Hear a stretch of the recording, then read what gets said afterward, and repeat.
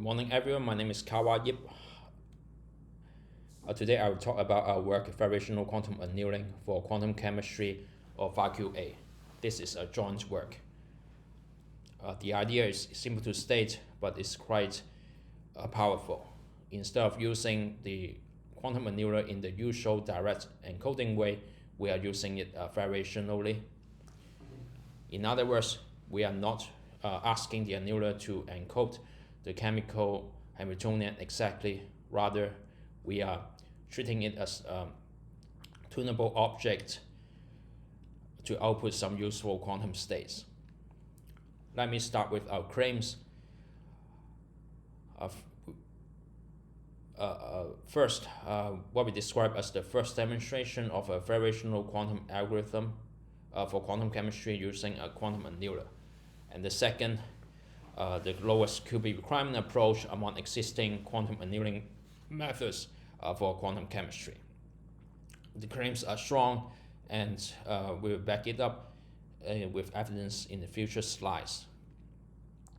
As an overview of quantum annealing, the system evolves continuously over time with the symbol S, meaning the normalized time going from 0 to 1, and the continuous time evolution obeys the Schrödinger equation with a time-dependent Hamiltonian. So unlike the gate-based model computing, where we think in terms of discrete layers of gate, we are thinking about a continuous time evolution from an initial driver Hamiltonian to a final Hamiltonian. That brings us to our motivation, how to translate the variational quantum algorithm in quantum circuits to the paradigm of a quantum annealer. When we talk about any variational quantum algorithm in quantum circuits, one immediately think of a variational quantum eigensolver or VQE.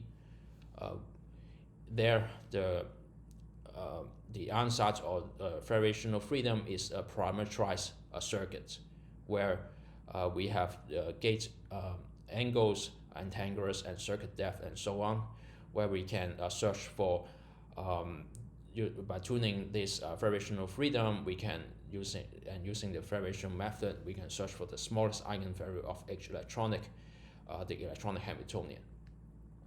However, for quantum annealer, there are no concepts of gates or gate sequences. So what is the ansatz of variational freedom in quantum annealing? We can find them in H final, the final Hamiltonian, or the final Ising Hamiltonian. There are also other degree of freedom, for example, the annealing time or annealing schedule, but we only focus ourselves on H final. In D-Wave, the commercial quantum annealing company, the final Hamiltonian is of Ising form, meaning it's a sum of Pauli C matrices with at most quadratic interactions. So unlike the gate-based quantum computer, we do not directly encode the H electronic due to the Ising form limitation, or it can be extremely complicated or expensive to do that. For D-Wave, the Ising form H final can be engineered as follows. We have the HI transverse field for the one-body sigma C's, and also the Jij, the cubic coupling strength for the two-body sigma C's. And they are of real values, can be negative or positive, but usually with some limited range. So in total, there are 3 Hamiltonians involved in our framework of VarQA.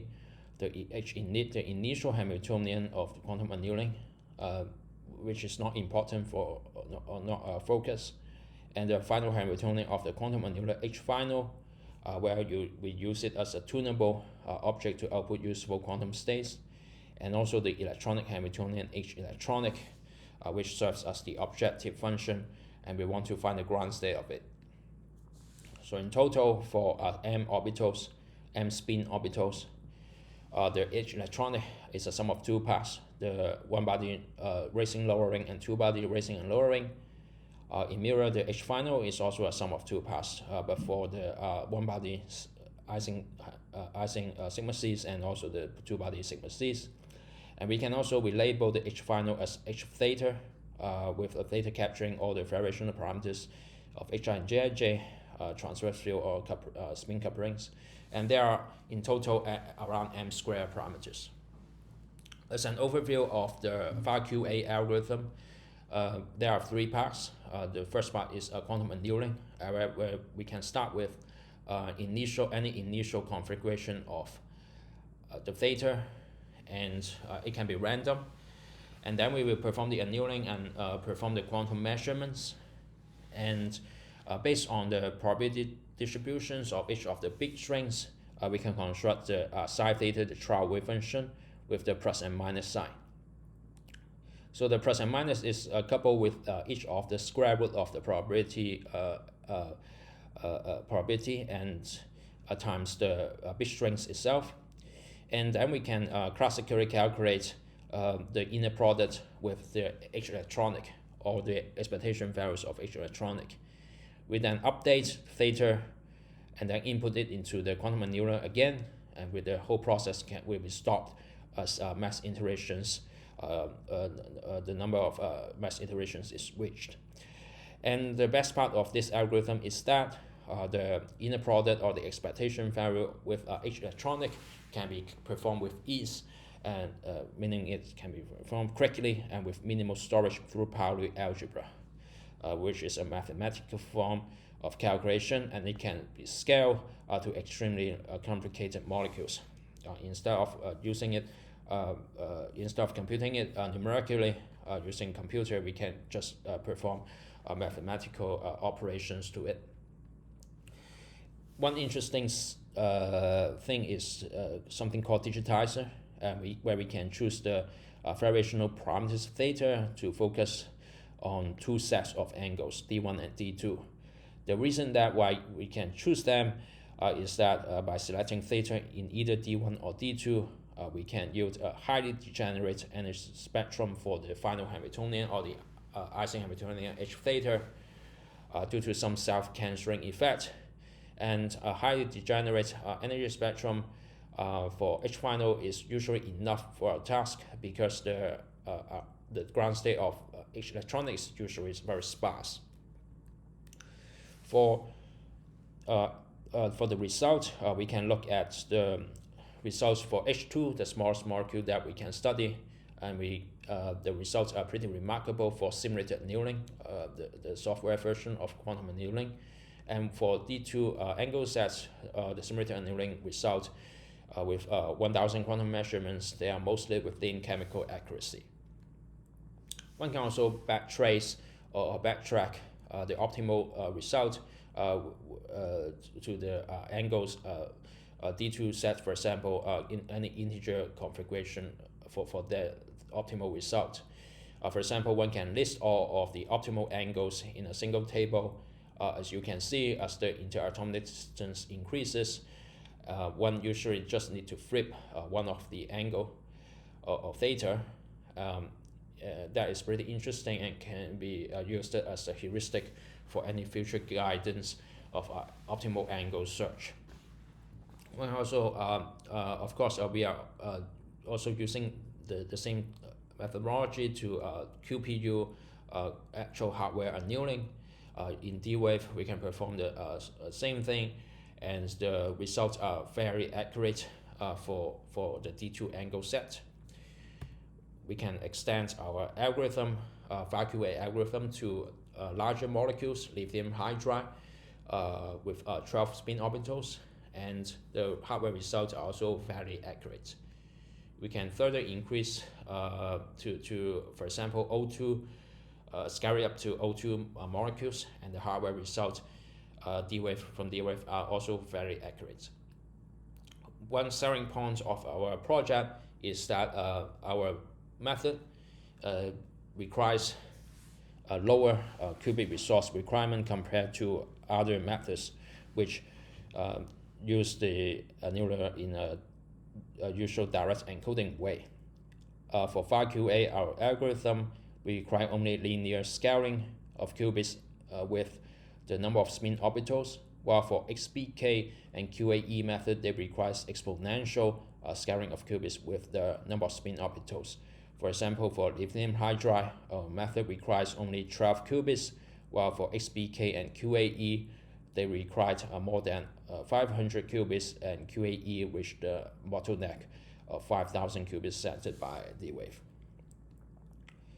Of course, in D-Wave, there is also another layer of complication. We need to map our logical qubits to physical qubits because the qubits are not fully connected with each other in the actual QPU in D-Wave. So there are some overheads in doing so. For H2, there is no overhead. However, for lithium hydride, we need around 25 qubits for lithium hydride and around 50 increased. And also for O2, we need around 53 qubits. We can also look at the actual coupling of the physical qubits in the D-Wave Pegasus topology by plotting, by drawing each of the connections using the D-Wave built-in tool. The overhead are not that bad given that D-Wave has at most around 5,000 to 10,000 physical qubits. In conclusion, our results suggests that using quantum annealing variationally by treating the final Hamiltonian as an ansatz rather than directly encoding the problem into quantum annealer can significantly reduce the qubit resource requirement. This philosophy can also be extended beyond quantum chemistry to, for example, optimization or any commercial problems.